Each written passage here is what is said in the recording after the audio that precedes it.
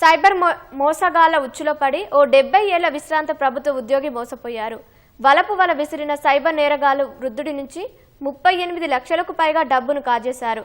ఈ కేసుకు సంబంధించి మరింత సమాచారం మా ప్రతినిధి నాగార్జునను అడిగి తెలుసుకుందాం. నాగార్జున, విశ్రాంత ప్రభుత్వ ఉద్యోగిని సైబర్ నేరగాళ్లు ఏ విధంగా మోసం చేశారు? హైదరాబాద్ నగరానికి చెందినటువంటి ఒక విశ్రాంత ప్రభుత్వ ఉద్యోగి, అతను 70 ఏళ్లు ఉంటాయి. సో ఆయన్ని వలప వల విసిరి 38.73 లక్షలు కాజేశారు. ఆ కేసులో కూడా రెగ్యులర్ గా నమోదయ్యే కేసు కంటే కేసు చాలా డిఫరెంట్ గా ఉన్నట్లుగా సైబర్ క్రైమ్ పోలీసులు భావిస్తున్నారు.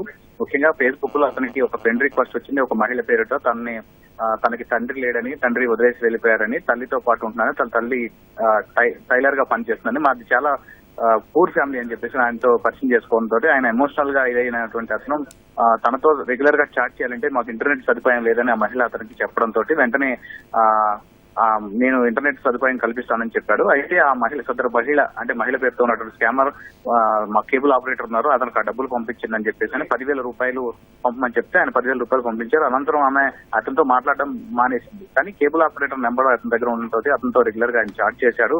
అతను మహిళ జబ్బు పడిందని, ఆసుపత్రిలో ఉందని చెప్పడంతో ఇతను బాధితుడు ఆమెకి 10 లక్షలు ఆమెకి ఇవ్వాలని చెప్పేసి ఆ కేబుల్ ఆపరేటర్ కి ఆ 10 లక్షలు పంపించారు. అనంతరం తన credit card standard chartered credit card నుంచి కూడా మరొక 2.65 లక్షలు కూడా అతనికి పంపించడం జరిగింది. కొన్ని రోజుల తర్వాత ఆమె స్పందించకపోవడంతో మళ్ళీ ఒకసారి ఆ కేబుల్ ఆపరేటర్స్ ని ఆ విషయం అడగడంతో ఆమె దుబాయ్ వెళ్లిపోయిందని, ఆమె కాంట్రాక్ట్స్ అది సీజ్ అయ్యాయని చెప్పారు. అయితే కేబుల్ ఆపరేటర్ ఇతనితో చాట్ చేస్తున్నటువంటి వ్యక్తి తన తల్లి చెల్లిని మీతో మాట్లాడాలనుకుంటున్నారని ఆ బాధితుడు వృద్ధుడితో చెప్పారు. అయితే నేను మాట్లాడతానని చెప్పడంతో ఆ తల్లి చెల్లి రెగ్యులర్ గా అతని మైనర్ చెల్లితో పాటు రెగ్యులర్ గా ఇతను చాటింగ్ చేస్తున్నారు వాళ్ళ పేరుతోటి.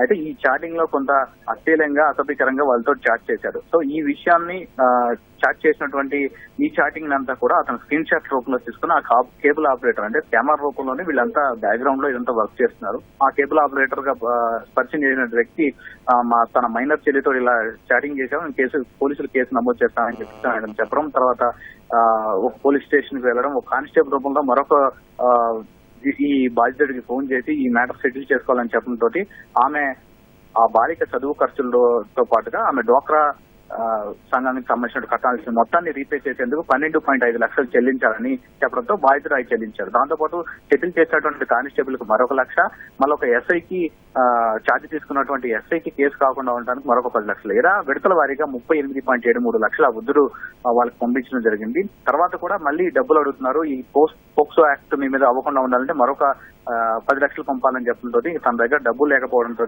మోసపోయానని వేరే వాళ్ళ స్నేహితుల ద్వారా తెలుసుకుని హైదరాబాద్ సైబర్ క్రైమ్ పోలీసులకు కంప్లైంట్ చేశారు. ఆ పోలీసులు కేసు నమోదు చేసి ప్రస్తుతం దర్యాప్తు చేస్తున్నారు. ఇటువంటి అన్నోన్ నుంచి వచ్చే ఫ్రెండ్ రిక్వెస్ట్ నమ్మొద్దని పోలీసులు చెప్తున్నారు. ఇటువంటి ఎమోషనల్ బ్లాక్ మెయిల్ అవ్వద్దు, తమ డబ్బును పోగొట్టుకోవద్దని హెచ్చరిస్తున్నారు. ధన్యవాదాలు నాగార్జున.